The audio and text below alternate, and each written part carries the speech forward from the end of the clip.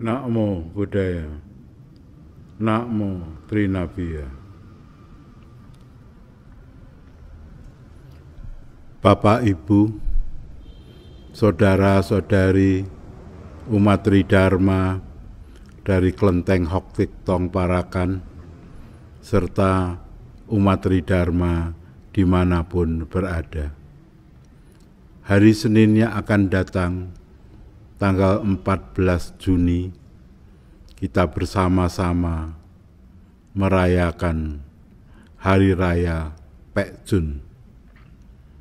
Hari Raya Pek Chun itu sebetulnya untuk memperingati seorang patriot yang bernama Gut Nguyen atau Chu Yen. Ia adalah patriot sejati yang mempunyai integritas tinggi dan sangat cinta pada negeri. Karena difitnah, beliau diasingkan, akhirnya melihat negaranya kacau dan diduduki oleh negara Jin. Beliau sangat menyesal. Lalu beliau bunuh diri dengan menceburkan badannya memeluk satu batu yang besar ke dalam sungai Milo.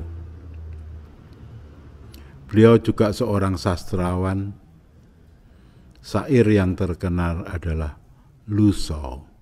Banyak orang setiap Pek Chun pergi ke pantai atau ke sungai untuk lomba perahu, dan yang tidak kalah menariknya adalah makan bakcang dan mendirikan telur pada saat siang hari. Cuman jarang yang mau mempelajari apa dan siapa Chu Yen dan meneladani sifat-sifat baiknya. Saudara-saudara Tridharma semua, setiap minggu saya mengadakan rekaman ini dengan tujuan supaya kita selalu bisa memahami pelajaran-pelajaran dari Trinabi Guru yang Agung untuk pedoman hidup kita sehari-hari. Karena kalau tidak dipelajari, tidak dilatih, pelajaran yang baik itu lama-lama akan terlupakan dan hidup kita akan semakin jauh dari kebajikan. Bahwa kebajikan, hanya dengan kebajikan yang berkenan pada Tuhan atau Tien. Pada kesempatan ini saya ingin berbagi, karena pada saat ini saya sedang membaca buku-buku ini. Yang pertama adalah The Working of Karma atau cara bekerjanya karma. Buku ini hampir 1000 halaman, jadi belum bisa saya selesaikan semua.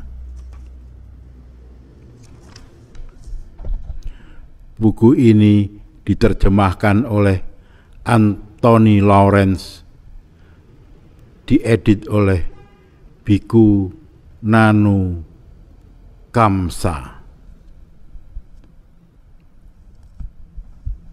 Menarik sekali isi buku ini, karena karma baik belum tentu bisa menghasilkan sesuatu yang baik. Dan karma itu juga ada yang berbuah, ada yang tidak berbuah. Ada yang berbuah pada kehidupan saat ini, ada yang berbuah pada kehidupan yang akan datang.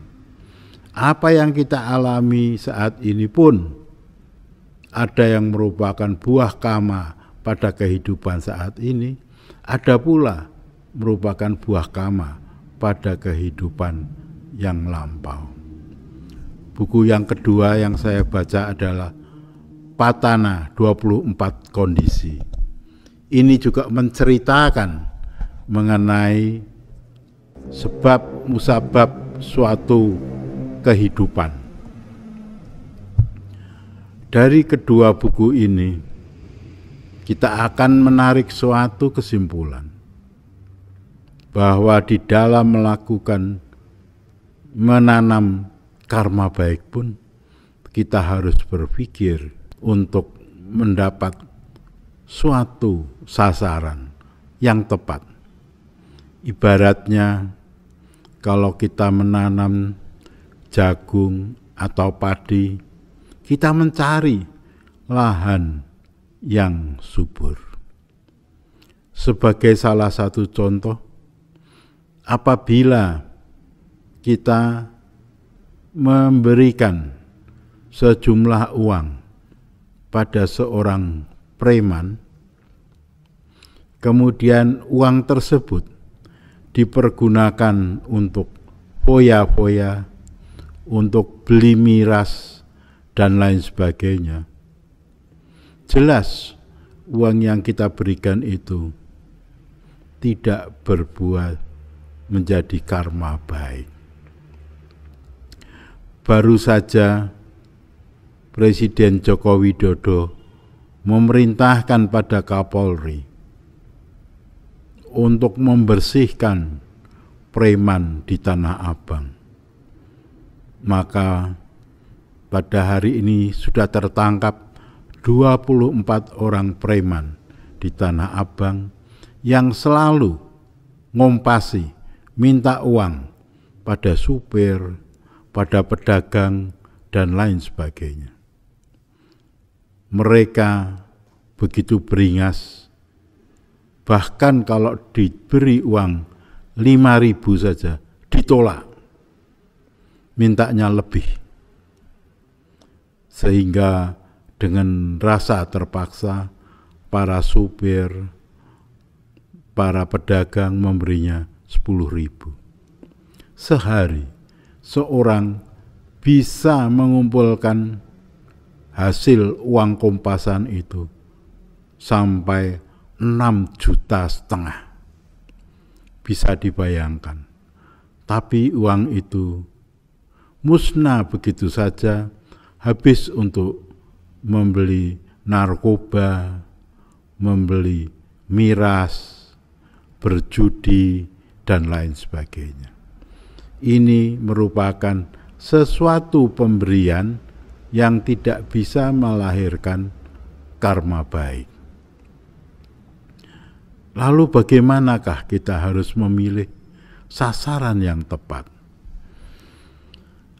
Andai kata kita membagikan bantuan, misalnya saja yang saat ini masih berlangsung, adalah ada paket bantuan dari Panitia Nasional Imlek sebanyak 10 kilo beras dan 20 lembar masker. Apabila kita berikan pada yang sasaran yang tepat, pada keluarga yang miskin, kita beritahu cara menggunakannya masker bagaimana, bahayanya kalau tidak pakai masker bagaimana. Itu akan jauh lebih berguna dan jauh lebih berharga, akan menimbulkan karma baik yang lebih dahsyat daripada kita sekedar membagikan habis, karena semua orang kalau diberi pasti mau. Bahkan maskernya ada yang tidak digunakan, dianggap suatu yang tidak berharga, sehingga disia-siakan demikian saja. Padahal masker ini sangat penting. Bapak, Ibu, saudara-saudara Tridharma, dimanapun berada. Pada saat ini, di Jawa Tengah, penderita COVID meningkat. Bahkan sampai hari ini, Semarang dalam satu hari bertambah 1.000 orang penderita. Tertinggi kedua di Indonesia. Karena apa? Karena orang lalai memakai masker. Apabila di dalam membagi paket sembako dan masker itu kita terangkan bahwa kalau keluar rumah harus pakai masker untuk melindungi diri kita dari virus corona dan lain sebagainya, itu akan lebih berharga, akan lebih bermanfaat, dapat menyelamatkan yang kita beri dari wabah virus corona ini.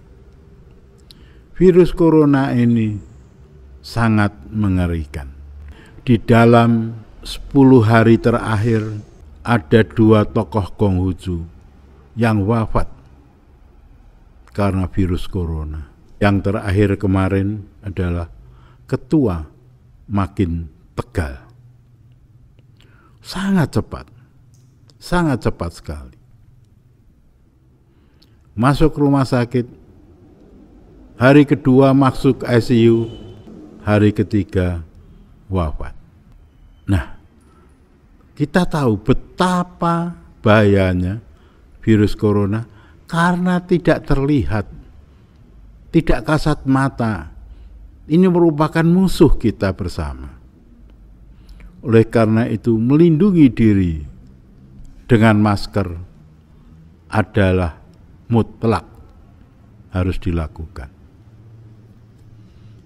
Nantinya dunia ini hanya orang-orang yang berhati-hati yang dapat bertahan. Saat ini di berbagai negara maju pun melakukan lockdown, seperti tetangga terdekat kita, Singapura, Malaysia, melakukan lockdown total, tidak boleh keluar rumah. Inilah suatu contoh bahwa perlindungan terhadap diri kita sendiri adalah sangat penting.